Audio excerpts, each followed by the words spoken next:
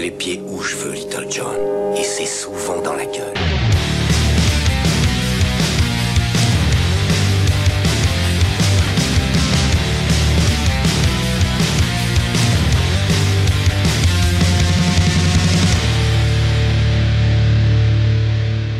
Bonjour à tous et bienvenue dans Parlons VF. Rappelez-vous, il y a 2 ans, j'avais profité du 1er avril pour réaliser une fausse chronique où j'évoquais, l'air de rien, le doublage anglais du film La Folie des Grandeurs avec Louis de Funès et Yves Montand. Eh bien, je dois vous avouer que l'exercice m'a bien plu et je me suis promis à moi-même que si l'occasion se représentait, je me jetterais dessus sans hésiter. Or, j'ai récemment appris l'existence d'un doublage britannique pour le film d'Alexandre Astier et Louis Clichy, Astérix, le domaine des dieux. Donc cette année, pour le 1er avril, je ne tenterai pas vainement de vous faire croire à je ne sais quel subterfuge. Parlons tout simplement et sans faux semblant du doublage anglais d'un film français. Parlons VA. Astérix and the Mansions of the Gods est donc un film franco-belge sorti en 2014, réalisé par Louis Clichy et Alexandre Astier sur un scénario et des dialogues de Alexandre Astier et basé sur la célèbre bande dessinée de René Goscinny et Albert Uderzo. Et oui, je dis célèbre parce que même si on pourrait croire au premier abord que Astérix est un héros bien français, à l'humour bien franchouillard, eh ben en réalité Astérix est une figure internationale. Surtout en Europe. C'est d'ailleurs très intéressant d'entendre les traducteurs européens parler de leur travail, de l'adaptation des noms, des références, etc. qui font d'Astérix un personnage attachant pour par exemple les Allemands, les Italiens ou les Anglais. C'est automatique, c'est automatics en allemand. Ça c'était facile à trouver, mais ordre alphabétique, ça marche pas du tout. Donc en allemand, il s'appelle Verleih, ça veut dire je prête rien. Ça aussi, c'est un jeu de mots qui est, surtout pour marchands, très drôle. D'ailleurs, la majorité des films Astérix et Obélix sont des coproductions européennes, notamment avec le Danemark et l'Allemagne, qui sont très friands de notre petit Gaulois. Mais pour le coup, le film Astérix et le domaine des dieux, qui est le premier film d'animation Astérix depuis 2006, et le premier film d'animation Astérix en images de synthèse, est une production purement franco-belge. C'est donc près de 2 ans plus tard que Kaleidoscope finança une sortie britannique en 2D et 3D, s'il vous plaît, avec un doublage anglais signé Rollman Entertainment et Oceans Media avec un casting de renom. Un équivalent britannique de Star Talent en somme, mais on va y revenir. Commençons par parler de l'adaptation. Les textes originaux ont été écrits par Alexandre Astier, que vous connaissez sans doute pour sa série télévisée Kaamelott, dont le premier volet cinématographique est actuellement en tournage, merci mon Dieu! Et Astier, c'est bien connu, il a un sens du dialogue assez particulier, tant et si bien qu'on reconnaît immédiatement sa patte. Oh! Bah si on vous emmerde, vous prévenez! Bah oui, c'est un peu là que ça se passe, oui. Le meilleur moyen de s'en rendre compte est de regarder le particulièrement mauvais Astérix aux Jeux Olympiques, pour lequel Astier a écrit lui-même les répliques de son personnage, qui sont les seuls qui surnagent au milieu de ce script paresseux au possible, et aux gags asthmatiques. Astier a donc un sens de l'échange et de la répartie très prononcé. Ses dialogues fusent tels de véritables ping-pong verbaux, et la première réflexion qu'on est en droit de se faire en entendant Astérix doublé en anglais, c'est: peut-on vraiment adapter des dialogues d'Alexandre Astier? C'est comme si on essayait d'adapter du Michel Audiard. Est-ce vraiment possible? Et à ce rejet épidermique bien légitime, je répondrai: évidemment qu'on peut. Évidemment! Enfin les gars, ça fait des années que je vous explique qu'on peut adapter en français des célèbres dialoguistes comme Tarantino, Scorsese et les Monty Python. En vertu de quoi les Anglais, eux, ne pourraient pas le faire? Vous êtes super présomptueux, les gars. Alors, que valent les dialogues du domaine des dieux dans la langue de Shakespeare? Eh ben franchement, ouais, c'est plutôt sympa et plutôt drôle. Évidemment, prenez bien en compte que je vous dis ça de mon point de vue de français, au niveau d'anglais plus que correct, qui a son CLES B2, mais dont l'anglais n'est malgré tout pas la langue maternelle. Je vais pas me la jouer bilingue alors que je le suis pas. Pas comme certains dans les commentaires de la vidéo sur la pétition. Oui, je vous ai vu les gars. Bilingue mes couilles. Cela dit, l'anglais parlé dans le film est un anglais assez accessible puisqu'il a pour cible le jeune public. C'est donc avec mon niveau d'anglais tout à fait correct que je vous dis que oui, c'est plutôt sympa. L'adaptation anglaise est signée Jessica Menendez et Geoffrey Greenhill et se base elle-même en partie sur l'adaptation britannique de la bande dessinée signée de Antia Bells et Derek Oakridge. Et avant de parler de l'adaptation de cette adaptation, on va revenir un petit instant sur la traduction de la bande dessinée originelle. Vous n'êtes pas sans savoir que les noms originaux des lieux et des personnages contiennent des blagounettes et des jeux de mots. Quoi, vous saviez pas? Astérix, Obélix, Idéfix et le druide THX.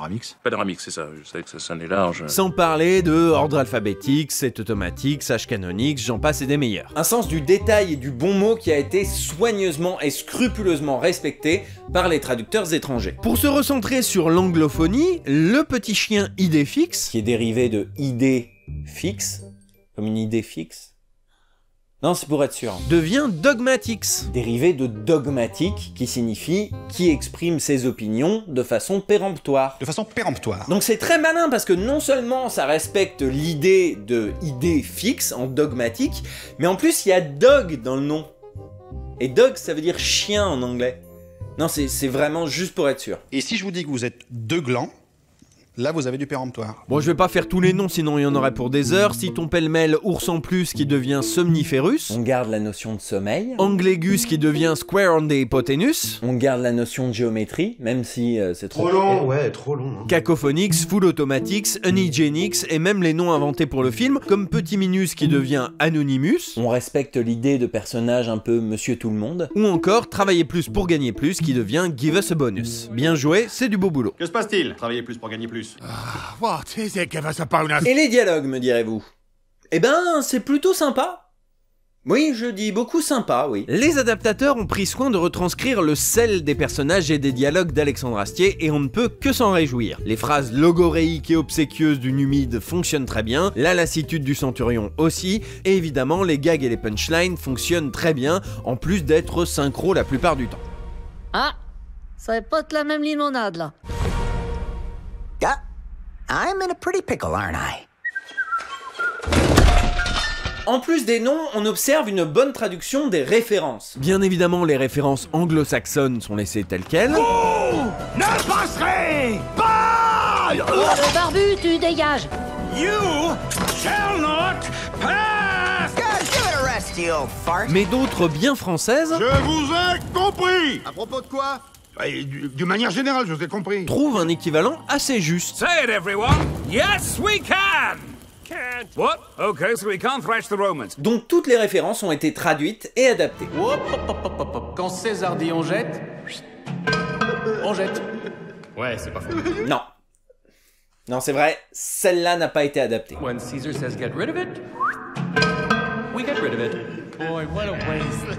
C'est assez intéressant parce qu'on se retrouve dans une situation que j'ai déjà décrite dans les parlants VF et les FAQ du doublage, à savoir une référence qui est imbitable pour le public cible. Les Anglais, ils ont pas la référence à Camelot et au célèbre C'est pas faux de Perceval, Ah, c'est pas faux. qui fait la voix de ce petit légionnaire en VO. Ouais, c'est pas faux. Donc ça sert à rien de la garder, elle parlera à personne. Après, fallait-il vraiment la remplacer par rien du tout? Je sais pas. Je sais pas s'il existe un équivalent anglais de C'est pas faux, mais c'est quand même dommage de l'avoir remplacé par une réplique quelconque. Après, ils étaient sans doute pas au courant que c'était une référence. C'est pas faux! Putain, ça c'est marrant! Ça c'est marrant! On se consolera avec quelques références qui ont été ajoutées, comme le... Je ne suis pas... de Obélix, traduit en... Nobody calls me... qui est une référence à Retour vers le futur. Nobody calls me chicken. Bon alors, des textes sympas, c'est sympa, mais sans acteurs sympas, c'est moins sympa. Alors parlons du casting. Le casting de la VO regorge de célébrités du monde du cinéma et de la scène. Mais pour rappel, il n'y a pas de doublage à proprement parler. Les comédiens enregistrent, puis les animateurs bougent les personnages en fonction de ce qui a été enregistré. On ne passe donc pas derrière quelqu'un, on crée le personnage, c'est ce qu'on appelle de la création de voix.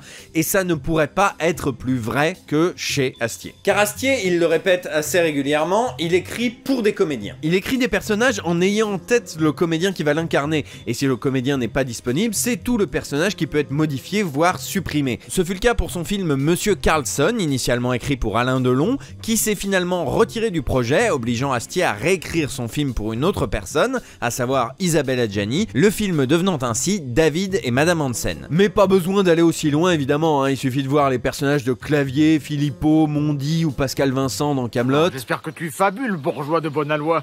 As-tu la fabulette bien preste? Pour se rendre compte qu'il écrit pour ses comédiens. Et Et ça se sent aussi dans le domaine des dieux. Même si évidemment les caractères des personnages sont respectés, on sent que les dialogues du Numide ont été écrits pour Laurent Lafitte, ceux de Cubitus pour Elise Moon, ceux de Abraracourcix pour Serge Papagali, et ceux de Ours en Plus pour... Alexandre Astier. Qu'est-ce qu'il vous faut de plus pour admettre qu'ils n'ont pas la potion? Un écriteau? Alors certains vont me dire, pas facile de trouver des acteurs anglais pour doubler des personnages qui ont été écrits spécifiquement pour des acteurs français.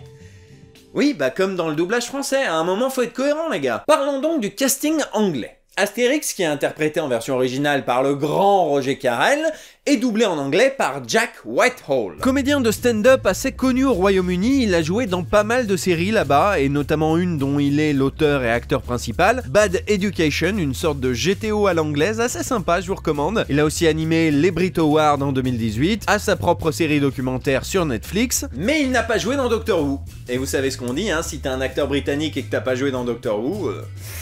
t'as raté ta vie. Bon, vous l'aurez compris, Jack Whitehall au Royaume-Uni, c'est une grosse star, mais vous êtes peut-être en train de vous dire « Ouais, il a l'air sympa, il a une bonne bouille, mais il est pas un petit peu trop jeune pour le rôle ?» Si j'en crois la documentation officielle, il est beaucoup plus proche de l'âge d'Astérix que Roger Carrel. Ah oui, de très très loin. Parce que si j'en suis la documentation officielle, Astérix a 35 ans, Jack Whitehall en avait 28 au moment de l'enregistrement, et Roger Carrel, 86. Eh ouais. Pour autant, il n'y a pas vraiment de contraste flagrant sur le personnage. Je veux dire, ils ont clairement des voix très différentes, mais leur approche du personnage est la même. Le guerrier du village, rusé et malin, parfois impulsif, mais déterminé. Et même si cette grosse différence de voix peut troubler au premier abord, notamment parce que Roger Carrel met plus de couleurs dans sa voix, au final, avec le temps, on finit par s'y faire. Astérix, guerrier du village. Petit Minus, mosaïste. Je ne te loge pas chez moi, j'ai eu quelques désagréments. C'est la faute au gland. Obélix va vous trouver une solution. Asterix, village warrior. Anonymous, mosaic artist. I'd put you up, but my house had a run-in with an acorn. A very naughty acorn. Obelix will sort it out for you. Parlons maintenant de Obélix, interprété en VO par Guillaume Briat, alias... Arthur, pas changer assiette pour fromage. Qui, à la sortie du film, n'avait pas fait l'unanimité. Il est doublé en anglais par Nick Frost. Oui, le Nick Frost. Celui de Shaun of the Dead, Hot Fuzz, Le Dernier Pub, Good Morning England, Sick Note, et quoi qu'il arrive, je vais oublier le rôle que vous avez préféré dans sa filmo, donc je vais m'arrêter là. Nick Frost en Obélix, ça semble être un choix qui va de soi. Non, pas en termes d'apparence physique, on n'est pas dans du Star Talent à la Koé, mais plutôt dans les personnages qu'a pu incarner Nick Frost, et notamment dans Hot Fuzz, où il était aussi un fidèle acolyte, présenté comme un peu benet, mais avec un grand cœur, et tombé dans la marmite de films d'action quand il était petit. Point Break or Bad Boys 2? Which one do you think I prefer? No, I mean, which one do you want to watch first? Bon, ça c'est l'idée de base, mais est-ce qu'il est bon en Obélix? Oui. Beaucoup de facéties dans l'Obélix de Nick Frost et un très bon timing comique, parfois peut-être légèrement meilleur que celui de Guillaume Briat. Tout le monde a été servi, les enfants? Non. Did everyone take a nice big swig? No. Bon, clairement, Nick Frost c'était un des meilleurs choix pour Obélix, tout le monde est d'accord là-dessus, c'est pas comme Guillaume Briat. Ah non. Non, d'accord, ça divise aussi au Royaume-Uni, visiblement. Oh, j'ai bien une idée, mais je suis sûr que vous allez pas vouloir. Et si on collait aux Romains une bonne raclée générale? Voilà, c'était ça mon idée. I have an idea, but I already know you won't like it. We could trash them. Give the Romans a licking. That's it. That was my idea. Bon, je vais pas parler de tout le casting, ça va être compliqué étant donné le nombre de personnages, mais globalement retenez qu'ils sont tous bien castés, soit par rapport à la voix française originale, soit par rapport aux personnages, soit parfois par rapport aux deux. Le couple de Romains est doublé par Harry Enfield, célèbre comédien de télévision, et Catherine Tate, la partenaire du 10e Docteur dans Doctor Who. Qu'est-ce que je vous disais? C'est Automatics et Ordre Alphabetics sont doublés par Dick et Dom, un duo anglais surtout connu pour avoir animé des émissions pour enfants. C'est comme si en France on avait eu Fred et Jamie. Comment ça aurait été trop bien! Greg Davis, Matt Berry, ainsi que Jim Broadbent, célèbre comédien de cinéma pour le coup, qui double ici Jules César. Like the talons of the falcon, it is closed upon every single continent except here in Brittany. C'est marrant d'ailleurs parce que sa voix habituelle en France, c'est Jean-Claude Donda, qui est justement en train de reprendre tous les rôles de Roger Carrel. Et c'est même Roger Carrel lui-même qui doublait Jim Broadbent dans Harry Potter 6. Ne crois pas que j'ignore pourquoi tu es là, Albus. La réponse est toujours non, formellement et catégoriquement non. C'est marrant, non?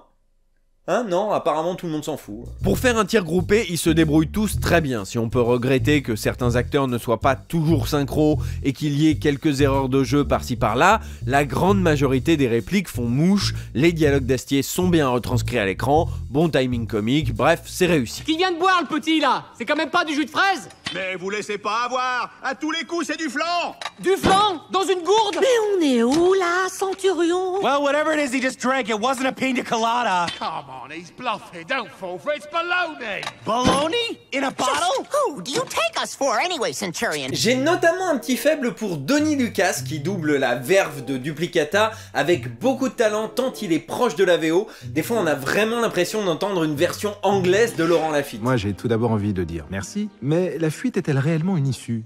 Pardon? Vous parlez de fuite, mais la fuite n'est-elle pas, je force volontairement le trait, une autre forme d'esclavage? Ce serait plutôt le début d'une forme de liberté. Et pourtant, pas de fuite sans oppression. Je vous taquine un peu, mais admettez qu'il y a matière à débat. First, allow me to say how grateful I am. But is running away a solution? Excuse me? Talk of escape, but isn't running away... And I admit playing devil's advocate here. Just another form of slavery? Well, I would say it's more like the first step towards freedom. And yet, there's no escape without oppression. I'm teasing a bit, but admit there's room for debate. Jim Broadbent, par contre, il en fait des caisses! Alors que c'est la tête d'affiche du truc, hein. Je veux dire, j'adore cet acteur, mais sur César, c'était vraiment pas la meilleure idée du monde. Je ne sais pas ce que tu me réserves, Gaulois, mais j'espère que tu auras la dignité... C'est trop gonflé de parler de dignité, Jules. Comment? Le coup du domaine des dieux, ça ne te ressemble pas. C'est sournois, fourbe et calculé. Tu devrais avoir honte. Tu sais, on essaie des trucs, hein. Des fois ça marche, des fois... Des fois ça ne marche pas. Whatever you have in store for me, I hope as a Gaul you'll have the dignity... Some nerve to talk of dignity, Julius. Some nerve? This mansions of the gods business. It's not like you. It's deceitful, underhanded, and plain old sneaky. Shame on you! What can I say? You get an idea, you try it, sometimes it works, sometimes it doesn't. En tout cas, je pense pas que ce rôle de César lui apporte un César! Parce qu'en fait, les Césars, c'est uniquement pour les acteurs français, donc dans tous les cas, ils pourraient pas l'avoir. Amusant. Pour conclure cette partie chronique, je glisserai un mot sur les ambiances qui n'ont pas du tout été réenregistrées. Par manque de temps ou de budget, je ne sais pas, toujours est-il que c'est assez amusant d'entendre le chef de village démarrer un discours en anglais très inspiré et d'entendre les villageois répondre en bon français « Ouais !» ou « Allez, on y va !» Fellow Gauls, once again our freedom is under threat. The devious tentacles of Rome. D'ailleurs, entre parenthèses, c'est bien la seule chose qui nous reste de la version française originale. Hein. Parce que sur le Blu-ray UK, il n'y a pas du tout la VO, hein, ni d'éventuels sous-titres. Hein. Les génériques de début et de fin ont été modifiés pour gommer le cast français et mettre le casting UK à la place. Respect de la VO, mon cul, ouais. Nous, on ferait jamais ça. Enfin, si, on l'a fait dans les années 80, mais on le fait plus aujourd'hui. Enfin, plus trop. Non, en vrai, c'est super malhonnête de ma part de faire ce genre de reproche, dans la mesure où moi-même, j'adore voir le nom des comédiens de doublage français sur le grand écran du cinéma. Mais il n'empêche que le Blu-ray aurait dû contenir la piste VO, je suis désolé, ça c'est quand même la base. Alors au final, faut-il regarder Le Domaine des Dieux en français ou en anglais? Ben en français, qu'est-ce que c'est que cette question de merde? En fait, la question est surtout très mal formulée. Quand je termine habituellement un Parlons VF par un « Peut-on voir ce film en VF ?», il est clairement sous-entendu si le français est votre langue maternelle et que vous n'êtes pas aussi à l'aise avec par exemple l'anglais qu'avec le français. Donc reformulons la question. Si l'anglais est votre langue maternelle et que vous n'êtes pas aussi à l'aise avec le français qu'avec l'anglais, pouvez-vous regarder la version anglaise du Domaine des Dieux sans regret? Et la réponse est oui.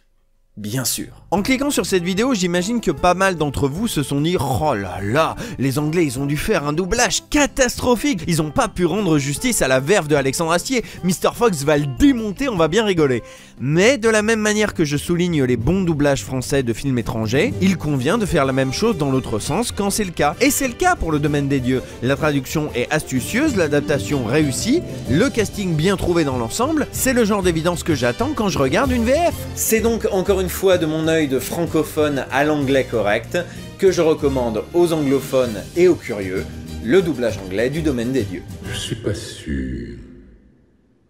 Aussi quand même, c'est pas mal. Voilà, j'espère que cette émission sérieuse du 1er avril vous a plu.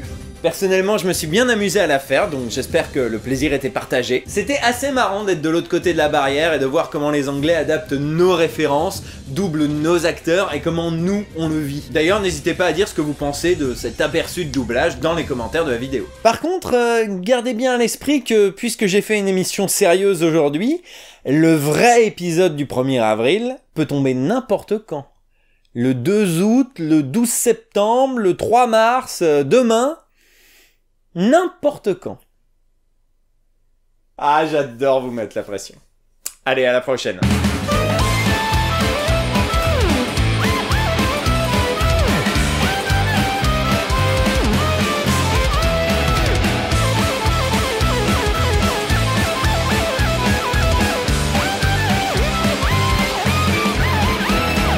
Le pudding à l'arsenic nous permet ce pronostic. Demain sur les bords du Nil, que mangeront les crocodiles? Des zombies. Bombadi-dou-da-dou-da, wow. Yeah.